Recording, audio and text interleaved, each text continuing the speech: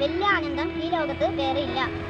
വേഗം കളയാം, കൊല്ലുകയും ചെയ്യാം. ജീവൻ കൊടുത്ത് ജീവിക്കാൻ നോക്കുമോ? എൻ്റെ ഹൃദയത്തിൽ പെണ്ണ്, നിനക്കായി വലിയൊരു ഒഴിവുണ്ട്. ഇതിന് ശുപാർശയും കൈക്കൂലിയും ഒന്നും ആവശ്യമില്ലല്ലോ. പ്രിയപ്പെട്ടവരെ, ഇന്ന് ജൂലൈ 5 ബഷീർ ദിനം. ഇന്ന് നമുക്ക് വൈക്കം മുഹമ്മദ് ബഷീറിന്റെ ചില പ്രധാനപ്പെട്ട കൃതികളും അതിലെ പ്രധാനപ്പെട്ട കഥാപാത്രങ്ങളും പരിചയപ്പെടാം. ഞാനിവിടെ പരിചയപ്പെടുത്താൻ പോകുന്ന ബഷീറിന്റെ തേന്മാവ് എന്ന കഥയിലെ കഥാപാത്രങ്ങളെ കുറിച്ചാണ്.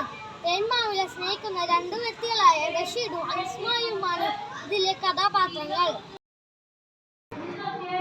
ഇന്ന് ഞാനിവിടെ പരിചയപ്പെടുത്താൻ പോകുന്നത് ബഷീറിന്റെ ഭൂമിയുടെ അവകാശികൾ എന്ന കഥയാണ്. എല്ലാ ജീവികൾക്കും ഒരേ അവകാശമാണ് ഉള്ളത് എന്ന ആശയമാണ് ഈ കഥ അവതരിപ്പിക്കുന്നത്. ബഷീറിന്റെ ശബ്ദങ്ങൾ എന്ന കഥയാണ് ഞാൻ നിങ്ങളെ പരിചയപ്പെടുത്തുന്നത്.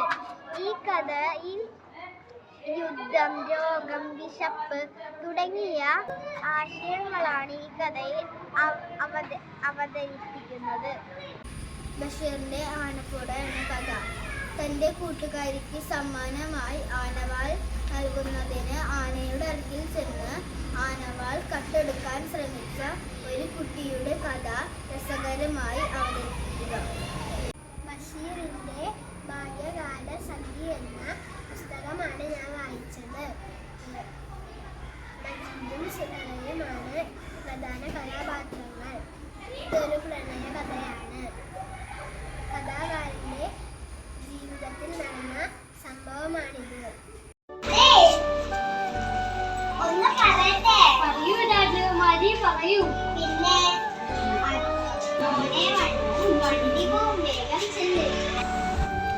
ഇതാ 80 വർഷം പിന്നിട്ടിരിക്കുന്നു. ഇന്നും വായനക്കാരുടെ നെഞ്ചിൽ നീറ്റലായി തുടരുന്ന ചോദ്യമുണ്ട്. എന്തായിരിക്കാം സുഹറ മജീദിനോട് പറയാൻ ബാക്കി വെച്ചത്?